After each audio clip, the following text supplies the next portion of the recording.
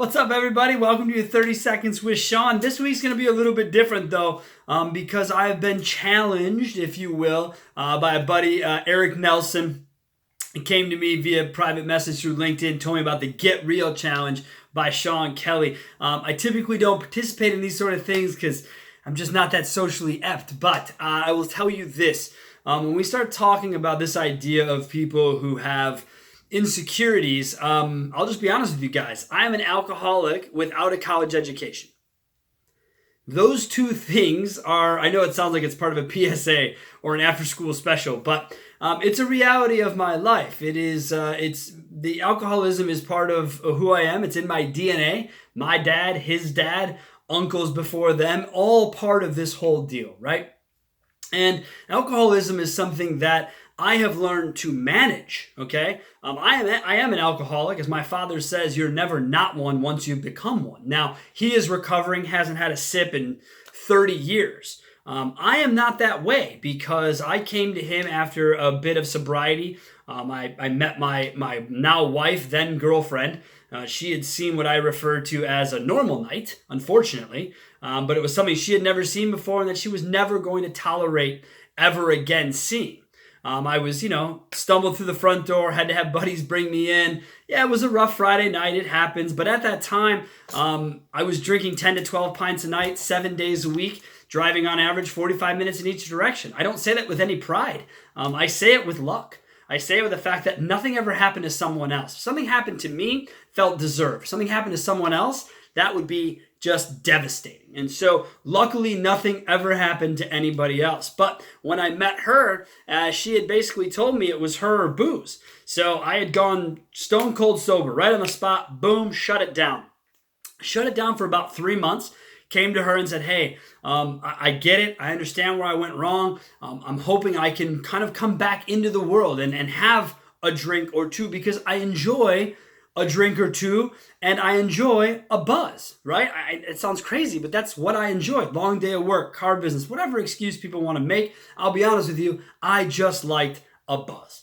It's why I sell cars. That's a buzz in the same way. You sell cars, and when's the best time to sell a car? Right after you sold the last one.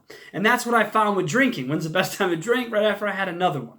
And so I came to her, and she said, look, if you think you can manage it, give it a shot. So I went to my father. I said, hey, man, I think I'm going to try and get back into it. A couple beers here, a couple beers there, see how it works. And he sort of laughed at me.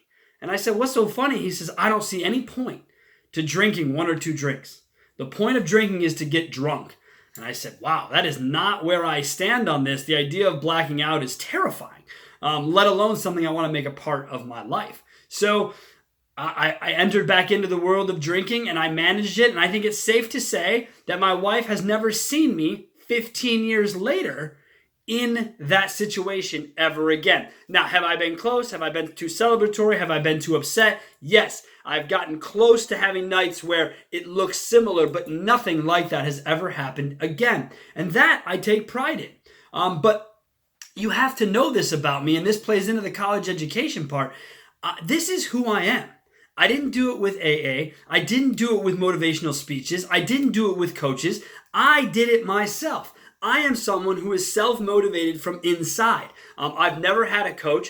I don't necessarily believe in quotes to motivate my day. When I wake up, I start my day. I get to work. I don't have to do affirmations. I don't have to go through all these things. And that, to me, is something that, again, I take pride in, but I suppose could be an insecurity because so many people talk about the value of coaching, the value of leadership. That's just not who I am. That isn't how I've gotten to where I am.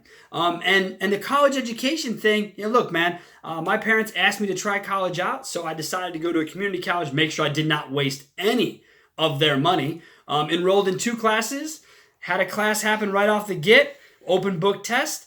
It was customer service, so it was questions like you saw your driving test. Customer approaches your desk. Do you A, tell them to F off, B, treat them with respect, or C, not even act like they're there, right? The silly shit like that. So I thought I aced it. Come back, test comes back. Mr. Welsh, you failed. How is that possible? It's an open book test. I want the book answers.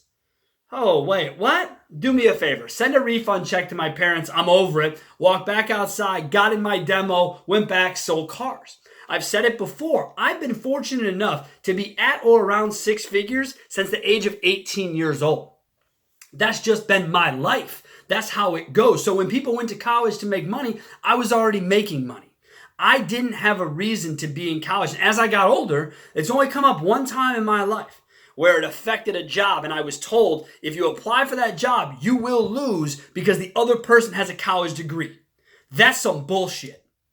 I'm going to tell you that all right now. Anybody of you who are doing hiring and you treat people that way, that's bullshit. Knock it off. Because people with real world experience, I've been told by plenty of friends who have master's degrees, PhDs, that I have a PhD and a master's degree in real life. And that to me is far more important than some book. I get it. You go to college, build relationships, blah, blah, blah. None of that interests me. What interests me is my life and what I'm doing in it. To help others, perhaps. I don't see me doing what I do as motivational. Others do.